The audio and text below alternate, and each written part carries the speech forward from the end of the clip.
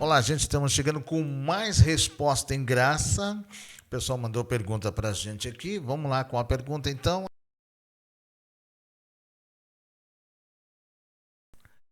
A pergunta é a seguinte: o meu pastor ensina que devemos praticar a maioria das obras que você chama de obras da lei. No entanto, eu o vejo como um homem de Deus, já que ele ora pelas pessoas e elas recebem bênçãos, são curadas, etc. Se temos o chamado de abandonar as obras que você diz que são as da lei, porque Deus atua através da vida do meu pastor. Muito bem, vamos à resposta então, falando sobre o pastor, seu pastor que ensina que devemos praticar a maioria das obras, e você chama então, que a gente chama de obras da lei. No entanto, essa pessoa, ele diz: eu vejo como um homem de Deus, já que ele ora pelas pessoas e elas recebem bênçãos, são curadas, libertas, entre outras coisas. Se temos o chamado de abandonar as obras que você diz que são da lei, porque Deus atua através da vida do meu pastor. Vamos à resposta então. Existe alguns líderes que vivem nas obras da lei, mas são eleitos de Deus, são tementes ao Senhor, são zelosos, porém o seu zelo é sem entendimento. Para nós entender essa minha colocação, vamos ver o texto de Romanos, capítulo 10, versículo 2. Porque lhes dou testemunho de que tem zelo de Deus, mas não com entendimento. Outra versão diz que, o apóstolo Paulo diz: porque eu lhe dou testemunho de que eles têm zelo de Deus, mas não com conhecimento. Não com entendimento, não conhecimento. Bom, então, olhando para essa passagem bíblica, eles têm zelo, mas é um zelo sem entendimento, sem conhecimento. O primeiro ponto que devemos observar é que Deus, ele não depende de nenhum homem para curar. Na verdade, Cristo já nos curou na cruz. Olha o que diz, vamos olhar o texto de Mateus, o livro histórico de Mateus, que tem os registros, Mateus 8, versículo 16 e o versículo de número 17. Vamos ver aqui. Mateus 8, 16 e 17. Eu vou colocar na tela para vocês aí o texto das Escrituras. Vamos lá, coloca para a gente aí. Essa resposta é bastante importante. Então vamos colocar o texto? Coloca aí. Chegado à tarde, trouxeram-lhe muitos endemoniados, e ele, com a sua palavra, expulsou deles os espíritos e curou os que estavam enfermos. Olha só, então, chegado à tarde, trouxeram-lhe muitos endemoniados, e Jesus, com a sua palavra, na sua palavra, expulsou deles os espíritos e curou aí todos os que estavam enfermos. Olha só. Vamos ver se a gente consegue colocar o versículo 17. 17 diz assim: para que se cumprisse o que fora dito pelo profeta Isaías, que diz: ele tomou sobre si as nossas enfermidades e levou as nossas doenças. Para que se cumprisse o que fora dito pelo profeta Isaías, que diz: ele tomou sobre si as nossas enfermidades, tanto físicas como espirituais, e levou as nossas doenças.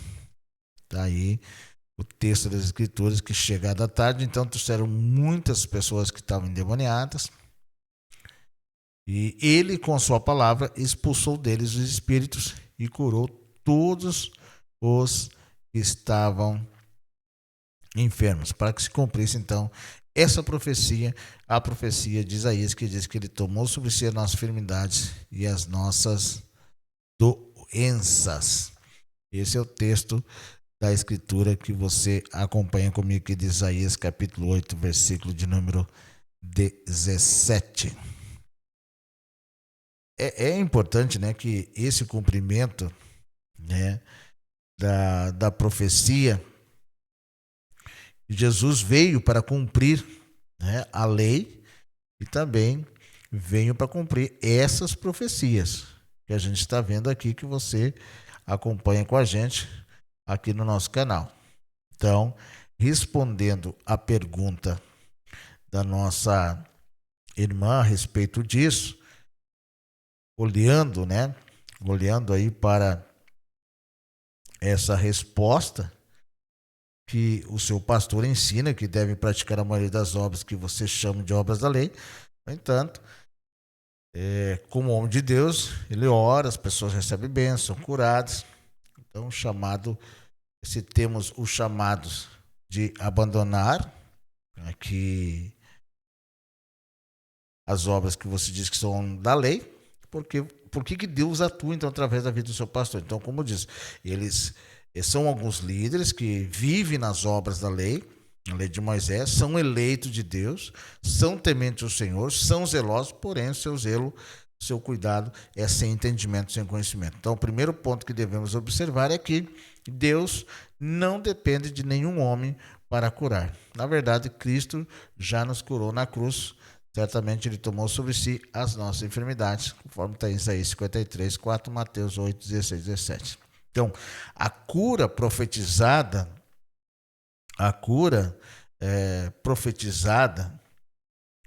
por Isaías diz respeito ao âmbito espiritual. Pois antes da cruz, o povo de Deus estava morto no espírito por causa do pecado. Antes da cruz. Lá em Efésios 2:1. No entanto, cremos que a cura que está no espírito, ela pode se manifestar. Então, a gente crê nessa cura que está no espírito, ela pode se manifestar em nosso corpo pela nossa fé, segundo a vontade de Deus. Vamos ver o que Jesus diz após curar alguém. Quando ele dizia em Marcos 5:34, filha, a tua fé te salvou. Então, o que atua mesmo é a fé. A fé de quem precisa de manifestar a manifestação de uma bênção. Além do mais, bota aqui minha imagem agora voltou aqui, né? Além do mais, conforme a gente vai mostrando para você aqui, o fato de uma pessoa ter dons da parte de Deus não significa que a mesma esteja andando na verdade do Evangelho. É o caso que a gente está vendo desses líderes muitas vezes que operam. Vamos ler outro texto aqui que eu passei batido antes, né? É o texto de Efésios 2:1, que eu falei a respeito que a cura profetizada por Isaías diz respeito então ao âmbito espiritual,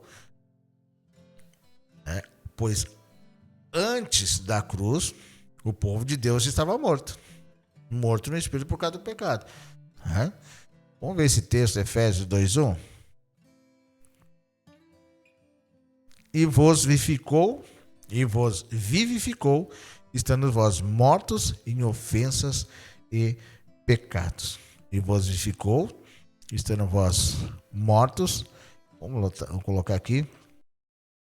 E vos vivificou, estando vós mortos em ofensas e pecado. Ou seja, no entanto, isso aqui está falando antes da cruz, o povo de Deus estava morto no espírito por causa do pecado. No entanto, cremos que a cura que está no espírito, ela pode se manifestar em nossos corpos pela nossa fé, segundo a vontade de Deus. Veja o que Jesus dizia após curar alguém aí em Mateus capítulos, vamos lá, Marcos 5:34. Marcos capítulo 5, versículo 34. Tem aí? Tem. E ele disse, filha, a tua fé te salvou, vai em paz e ser curada deste mal. Então, o que atua mesmo é a fé de quem precisa. Além do mais, o fato de então o que atua mesmo é a fé de quem precisa da manifestação de uma bênção. Além do mais, o fato de uma pessoa ter dons da parte de Deus não significa que a mesma esteja andando na verdade do Evangelho. Né? Se observarmos biblicamente a congregação dos Coríntios, veremos que, segundo Paulo, eles possuíam todos os dons. Pode ver 1 Coríntios 1,7. 1 Coríntios 1,7 vai dizer assim: de maneira que nenhum dom vos falta, esperando a manifestação de nosso Senhor Jesus Cristo. Ou seja, não faltava nenhum dom para eles. Apesar disso, aquela era uma congregação carnal. Tinham todos os dons do Espírito Santo, mas era uma igreja carnal, uma congregação carnal, infantil, e não andava plenamente na verdade de Deus. Vamos ler 1 Coríntios 3, 1 e 2. Versículo 1 e 2. E eu, irmãos, não vos pude falar como a espirituais, mas como a carnais, como a meninos em Cristo. Versículo 2. Com leite vos criei e não com carne, porque ainda não podeis, nem tampouco ainda agora podeis. Ou seja, o apóstolo Paulo, na linguagem de hoje. Na verdade, irmãos, eu não pude falar com vocês como costumo fazer com as pessoas que têm o Espírito de Deus. Eu tive de falar com vocês como se vocês fossem pessoas do mundo, como se fosse criança na fé. Tive de alimentá-los com leite e não com comida forte, pois vocês não estavam prontos para isso e ainda não estão prontos. Por quê? Porque eles viviam como se fossem pessoas deste mundo, quando existe ciumeiras, briga entre vocês. Será que isso não prova que vocês são pessoas desse mundo e fazem o que todos fazem? Vivem em ciumeiras, vivem em briga, contenda, fofoca, mentira. Né? Sem falar das divisões, das facções que fazem, eu sou de Paulo, outro dia eu sou de Apolo. Será que assim não estão agindo como pessoas desse mundo? Como as eleições agora, um diz que eu sou de fulano, outro diz eu sou de ciclano, eu sou de Bertrano. Estão agindo como pessoas desse mundo. Diz que a gente está tratando uma congregação que tinha todos os dons do Espírito Santo, mas era uma congregação infantil, uma igreja infantil. Então, apesar disso, aquela congregação então era carnal, infantil, não andava plenamente na verdade de Deus. Outro exemplo vem de Pedro, em sua história, que as pessoas acreditavam que até a sua sombra podia curar, conforme a gente vê lá Atos, no capítulo de número 5, coloca Atos 5:15. A sombra de Pedro curava por causa dos milagres que os apóstolos faziam. As pessoas punham os doentes nas ruas, em camas, esteiras, faziam isso para que quando Pedro passasse, pelo menos a sua sombra cobrisse algum deles e eles eram curados. No entanto, o mesmo Pedro, que operava essas curas maravilhas, tornou-se irrepreensível, pois queria que a igreja vivesse na obra da lei, nas obras da lei. Isso fez com que Paulo o censurasse na frente de várias pessoas. Olha o que diz Gálatas 2:11. Gálatas 2:11 até o 14. Porém, quando Pedro veio para Antioquia da Síria, eu fiquei contra ele em público porque ele estava completamente errado. Vamos ler aqui. Vamos ler nessa versão, depois a gente lê na outra. De fato, antes que deles chegarem ali, alguns homens mandados por Tiago estão lá reunindo na igreja da Galácia. Então, antes mesmo de chegarem alguns homens mandados por Tiago, Pedro tomava refeições com os irmãos não judeus, com os gentios. Vamos ver se tem uma versão gentia que diz gentil. De fato, antes de chegar ali, alguns homens mandados por Tiago, Pedro tomava refeição com os irmãos não judeus, que eram os gentios. Vamos ver se a SF vai nos ajudar aí. Porque antes que alguns tivessem chegado da parte de Tiago, comia com os gentios aí. Mas depois que chegaram, se foi retirando, se apartou deles, temendo que eram os que eram da circuncisão, os judeus. E outros judeus também dissimulavam com ele, de maneira que até Barnabé se deixou levar pela dissimulação. Se disfarçou. Vamos ver a Nova Almeida atualizada. E também os demais judeus se faziam hipócritas juntamente com ele, a ponto de o próprio Barnabé ter se deixado levar pela hipocrisia deles, pelos fingimentos dissimulados. Quando, porém, vi que não procediam corretamente segundo a verdade do evangelho, eu disse a Cefas, na presença de todos: se você que é judeu vive como gentil e não como judeu, por que você quer obrigar os gentios a viverem como judeus? Veja bem, né? Então vemos nessa passagem bíblica que assim como o seu pastor, Pedro não andava em conformidade com a verdade do evangelho por obrigar a igreja a viver nas práticas judaizantes. Respondido? Né? Então as pessoas, como diz o seu pastor aí, que ensina que devemos praticar a maioria das obras que a gente chama de obras da lei. No entanto, a gente vê essa explicação. Então, existem alguns líderes que vivem na obra da lei, mas são eleitos de Deus, são tementes ao Senhor, são zelosos, porém, o seu zelo é sem entendimento, eles não conseguem ver, né, o evangelho da graça. Então, como diz assim, Deus não, por exemplo, assim, o primeiro ponto que a gente observou aqui é que Deus não depende de homem nenhum para te abençoar, para te curar, para operar milagre na sua vida, porque Cristo já fez tudo isso, tá bom? Até uma próxima resposta na graça aqui no nosso canal.